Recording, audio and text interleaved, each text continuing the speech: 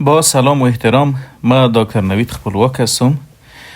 بحث ما در مورد نفخ و باده که هیچ کم نمیشه، قبضی که مقاوم و متداوم است، اسهالاتی که هیچ توضیح نداره و حتی نزد بعض مریضا تهوع و دلبدی که تا حال هیچ علتش پیدا نشده.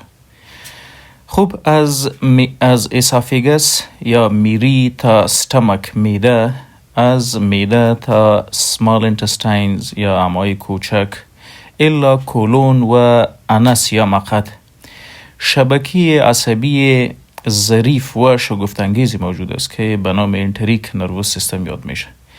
این شبکه عصبی با تمام دقت هر لحظه، هر حرکت و هر سکنت جهاز هاضمه را کنترل میکنه. Governing each function and each movement of GIT. در جهاز هاضمه حرکات، سکنات، ترشحات و کنترل روی جریان خون از جمله وظایف این سیستم عصبی است. در صورت کوچکترین اختلال یا آسیب به این شبکه های عصبی severe and persistent bloating، بادهای شدید شکم و پوندیدن شکم بعد از خوردن نان به وجود میاد. Feeling of fullness and heaviness after small amount of food، دمش و پوندیدن شکم و معده بعد از خوردن نان، بعد از کوچکترین مقدار نان. nausea and vomiting after food intake، در بعض مریض ها دلبدی، تهوع و حتی استفراغ بعد از خوردن نان به وجود میاد. cramping abdominal pain، دردهای تو پیش در شکم نزد بعض مریضا در صورت آسیب به این شبکه‌های عصبی موجود است، به وجود میاد. خب قبضیت که در مقابل معالجه مقاوم است، تا که دوا میخوریم جور است و تا که دوا نیست قبضیت دوام میکنه. اپیزودیک دایریا یا اسهالاتی که مقطعی است، گاه اسهال گاه جور و این اسهال است که هیچ توضیح نداره، یعنی مثل اسهالی که توسط باکتریاها به وجود میاد نیست. علائم IBS گاه قبض گاه اسهال، alternating diarrhea and constipation، از جمله علائمی است که در صورت آسیب به اینس در مریضا دیده میشه. خب بعد از خوردن نان دمش و پوندیدن معده به معنای عزیز که موتیلیتی یا حرکات در معده که سبب هضم و تخلیه معده میگردد کم شده و این نشانگر آسیب به این شبکه‌های عصبی است.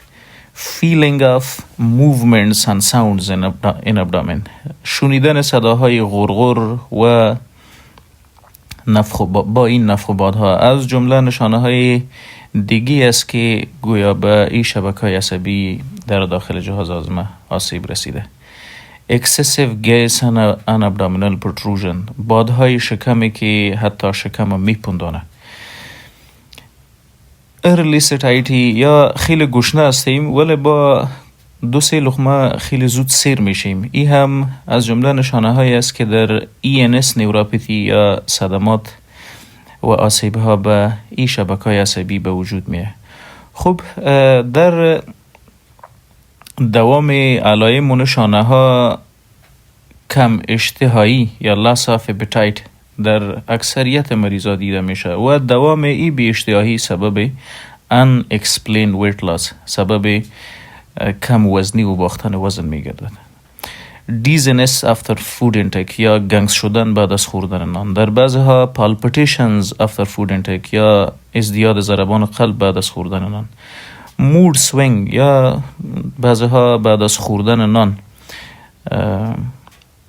با علائم قهر، غصه، تشویش، اضطراب و خفگان رو میاره. همه از اینا نشانگر آسیب و صدمات یا ضعف در کار و وظایف سیستم عصبی به نام ENS است که به نام مغز دوم هم مسمى است. ENS Enteric Nervous System، ENS از میری تا مقعد امتداد داره. خب ببینیم که این نقطه کوچک میری را تحت میکروسکوپ میبینیم که چی نوع ساختمان داره و این شبکه‌های عصبی در کجایش گنجانیده شده.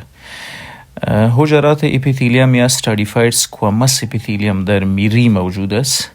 سب میکوزا و ماسکولارس دو لایه است که حاوی شبکه‌های عصبی است. میوکس یا مواد لزجی که روی حجرات اپیتیلیال سلز موجود است. لایه دوم مسکولارس سب میکوزا و لایه سوم مسکولارس و لایه آخرم سروزا نام داره.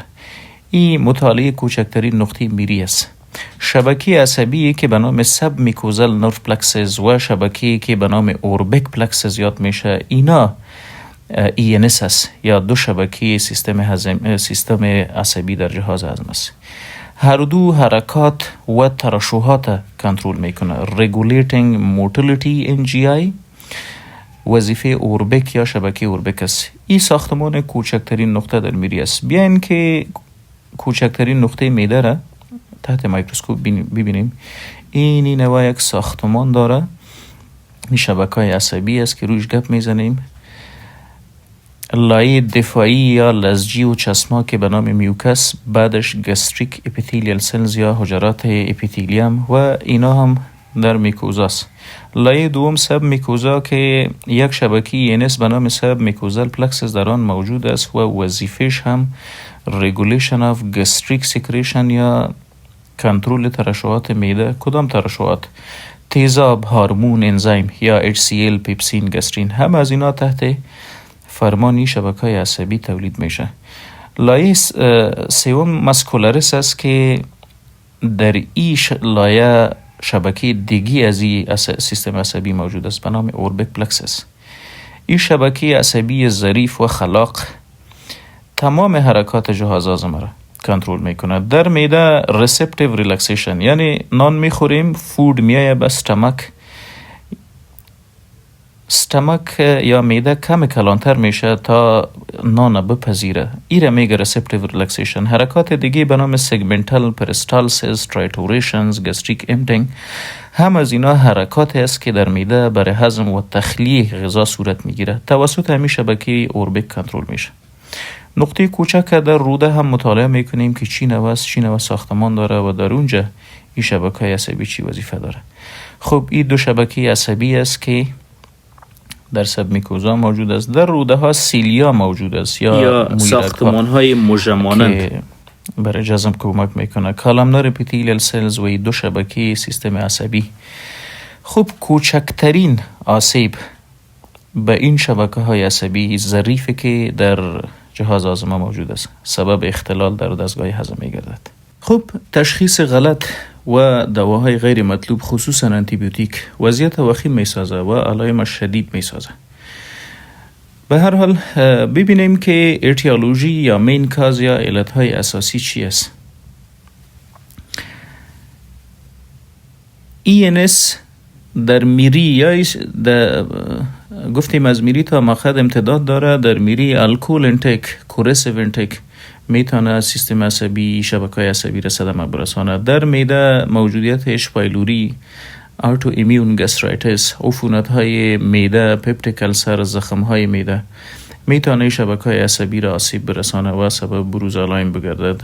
در امعای ما یا روده ها پاراسیتیک انفستیشن، جاردیاسیس، امیبیاسیس، امیب و جاردیا اگر برای مدت طولانی باشه و سبب تخریج بگرده میتونه این شبکه عصبی را صدمه برسانه.